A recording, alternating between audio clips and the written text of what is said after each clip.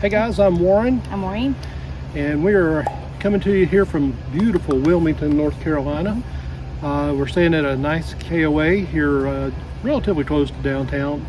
It has a nice patio, some fire pit, other amenities.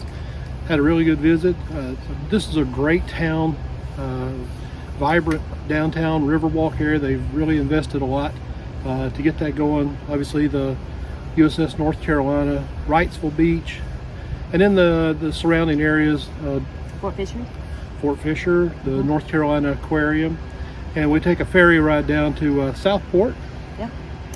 So we hope you'll stick along and enjoy the video. Wilmington has really done a fantastic job revitalizing their downtown area. They're taking advantage of the major asset that they have, which is the Cape Fear River running right through downtown.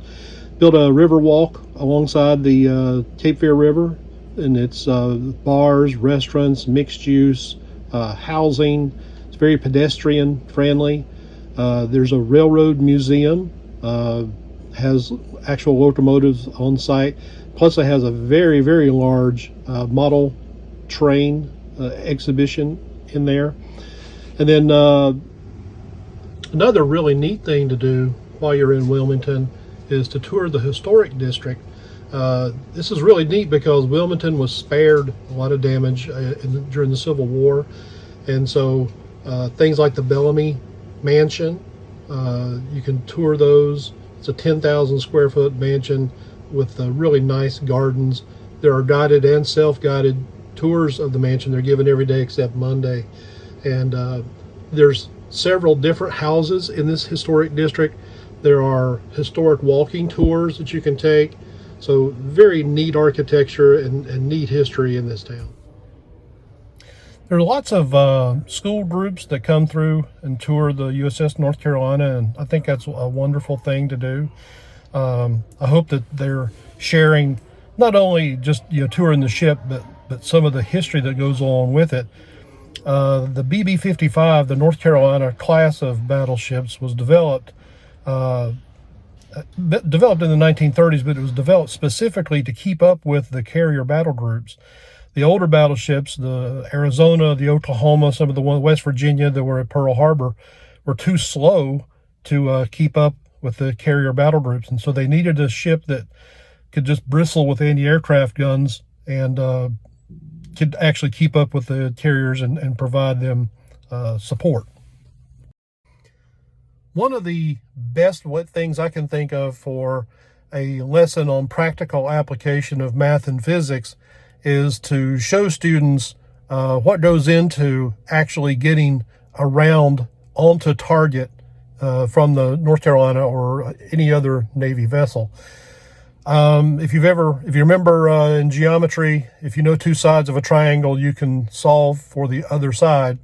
And that's basically what you're doing when you're conducting naval gunfire support, like this ship did at both Iwo Jima and the Okinawa landings. If you know ship's position and you know the observer's position, and the observer calls out a target bearing in range from him, you can solve for the third side. And that third side is what we call the gun target line. But it's not quite that simple. There are a lot of factors that go into the fall of shot beyond simply solving for that triangle. The internal factors that affect fall of shot are powder temperature and how many rounds have gone through the barrel. As the barrel heats up, it affects the ballistics. A cold barrel and a warmed barrel are going to affect the shot differently, and that all has to be accounted for. Once the round leaves the barrel, there's a number of external factors that go into play.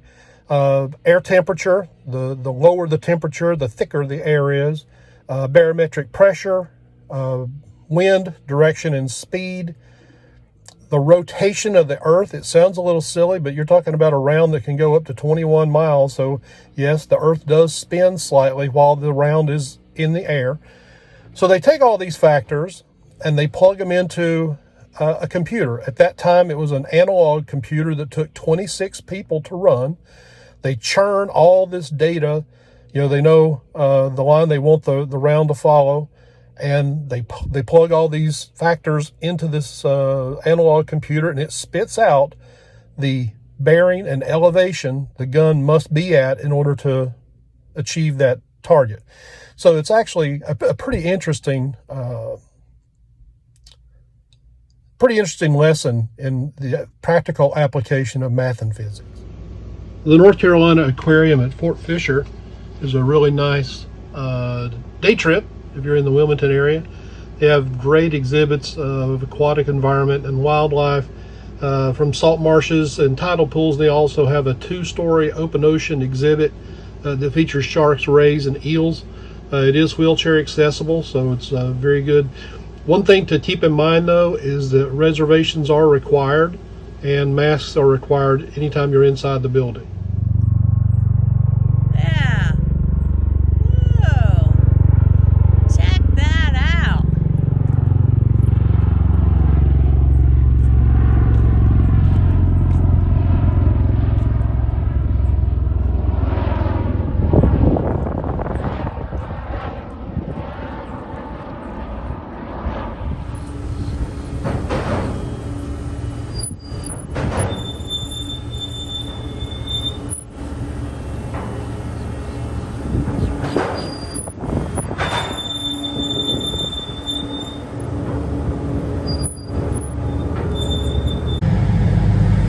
Okay, so I finally got Maureen underway. It's a ferry, but it still counts. It does.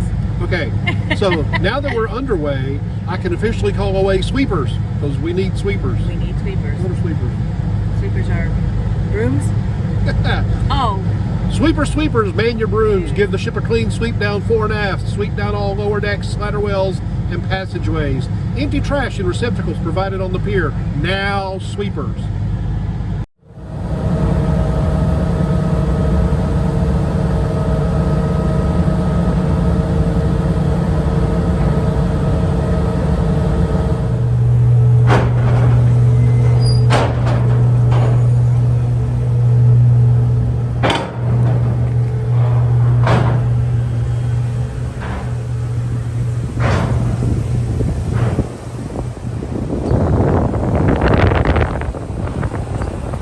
Me and Bubbo and Warren are off to Fishy Fishy. When we were in Southport, we decided to stop at Fishy Fishy. This was on recommendation from my sister and my mom. They both come to the Oak Island area quite frequently, and it did not disappoint. It is, I think, absolutely the best flounder I've ever had. It's a great restaurant right on the water. In fact, you can bring your own boat and tie up at their docks.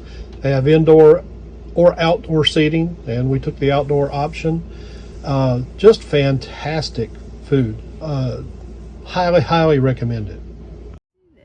All right, guys, that's going to wrap it up from Wilmington, North Carolina. We hope you enjoyed this video and you'll follow along our future adventures. Please be sure to subscribe, like our videos, and hit that bell for notifications. All right, guys, see you next time. See you.